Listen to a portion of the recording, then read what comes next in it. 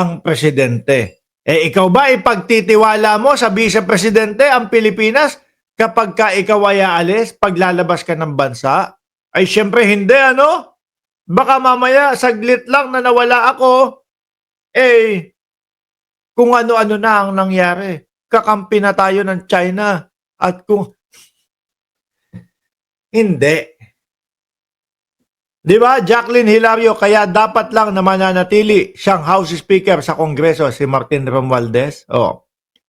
Nadadala ako sa may mga DDS pala dyan. Wala, mga asar lang yan. Mga pinagsasasabi niyang mga DDS. Hindi nga makasagot doon sa tinatanong natin. Ano ang dahilan para umangat ang pagtitiwala ng sambayan ng Pilipino kay Sara Duterte? Hindi nga makasagot yung mga yan doon eh. PBBM nagtalaga ng 3 caretaker habang wala siya sa bansa. Normal ho, mga kababayan, ang laging nagiging caretaker ng ating bansa yung mga vice-presidente. Ipinagkakatiwala po nila sa vice-presidente. Ganyan, mga bossing. Siyempre, yan ang sumunod na pinakamataas di ba? Yan yung nasa ilalim niya Kaya nga vice president, no? Hahalili sa presidente. Pero kapag yung mga ganito na, yung vice-presidente at yung kanyang kampo, mga bossing, wala. Hindi mo pagtitiwalaan. Diba? Sabi ni Jason Permin, basta ang alam ko, kung public servant ka, nag-oath ka, mga bastos sa konstitusyon ng Pilipinas. Ngayon, ano sabi ho dito, mga boss? Lakyan ko, hindi ko mabasa Nagtalaga si Pangulong Ferdinand Marcos Jr. ng 3 caretaker ng bansa. 3 Basahin natin. Ito ay habang nasa Malaysia si PBBM upang dumalo sa 2025 Asian Summit. Ayon kay Executive Secretary Lucas Bersamin, 3 silang iniluklok bilang mga caretaker kung saan kabilang din sina Justice Secretary Boying Remulla at Agrarian Reform Secretary Conrado Estrella III. Wala na naman ang vice-presidente. Pangalawang pagkakataon na to Hindi na naman kasama ang vice-presidente. Iyakan na naman mga DDS. Iyakan na naman, no? Miski man lang maging caretaker ng ating bansa, hindi nasubukan. Siyempre kapag wala yung acting, kumbaga acting muna, di ba? Acting president, yung mga magiging caretaker. Hindi man lang nasubukan.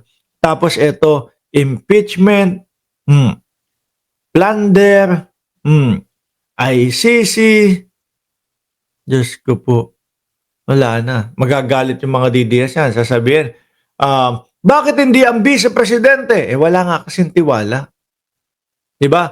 Hindi naman binanggit ng Malacanang kung anong oras ang alis ng Pangulo. Samantalang, hindi rin sinabi kung sino-sino mga opisyal ang makakasama ng Pangulong Marcos sa naturang biyahe. Malamang wala si Inday Sara Duterte. Hindi kasama dyan. Yan po yung 3, mga bossing.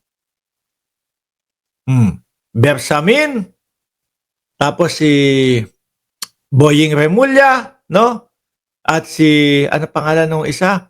Agrarian Reform Secretary Conrado Estrella III. Si PBBM, ang pinakamatinong presidente ng Pilipinas. Marcos yan, Ilocano. Totoo. Sabi ni Joker, si Sara at Bongo, magkaaway yan. Huwag kayong pasisigurado. Naku, lagot kayo. Tinatakot kayo ni Joker, mga DDS,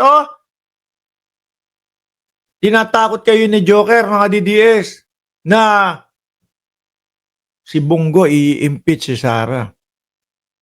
Pagka, Pagka yung talagang sinabi ni Bongo, 26 million ang aking boto. Aba, pwedeng tumakbong pang presidente yun Diba? Pwedeng tumakbong pang presidente yun Sino ba mahigpit kung makakalaban dyan? Aba, si Sara Duterte. Naku, sige, anuhin ko na, i-impeach ko na. Yari, yung sinasabi niyong number game, si Bato, no? Oh, sa ebidensya ako babase, no? Aayusin ko yung pagboto ko sa impeachment. Hindi ko pagaganahin ang pagiging magkaibigan namin ni Sara. Pero, huwag niyong papasukin ng ICC. Nako. Nag-grant. O sige, hindi nako. Tapos, yung Amy Marcos, walang tiwala si Panelo, walang tiwala si Hanilet. Yari. Mukhang nauubos yung number game ninyo. Syempre ho, kahit na madami kayong mga pro-DDS, pro-Duterte, pagka naman sumambulat sa mamamayang Pilipino, yung pagkadami-dami, di ba, Sergio Canyo?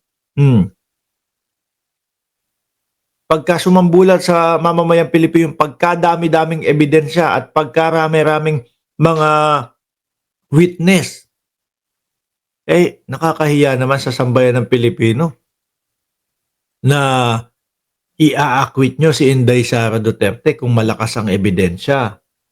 Di ho ba, mga kababayan? O ngayon, pumunta tayo kay Bato de la Rosa. Favorite ni Ma'am Aba to, tsaka ni Chie. Tsaka ni Shiro Kansaki. Puntahan natin si Bato de la Rosa. Mga bossing, eto na. Ano na? Bato! Hinamon! Ayan. Ano sabi? Bato! Hinamon! Maglabas ng ebidensya kaugnay sa pananakot ng ICC investigator, mga bossing. Mick Madi! Si Mick Madi. Ayan. Kasi kung ano-ano ho yung sinasabi ni Bato de la Rosa ngayon, mga kababayan, no? Natatakot doon sa sariling multo. Kung ano-ano na ho yung nai-imagine. Actually, mga bossing, pagkatapos po ng eleksyon, sabi ko nga no, baka dito na mag-uumpisa yung mga tungkol sa ICC kasi malapit na din yung susunod na hearing ni dating Pangulo. Ang ina-expect ko dito, sa iba unang lalabas yung patungkol sa ICC, pero mas nauna pa kay Bato de la Rosa, dahil meron daw po at nakapasok na ang ICC at nasa Pasay na daw po. Sa isang hotel sa Pasay ang ICC, kaya hindi na daw po mapakali si Bato de la Rosa. At ang sinasabi niya ho, mga kababayan, yung mga PNP o yung mga kapulisan ay tinatakot na po para pumirma, no? Lumagda at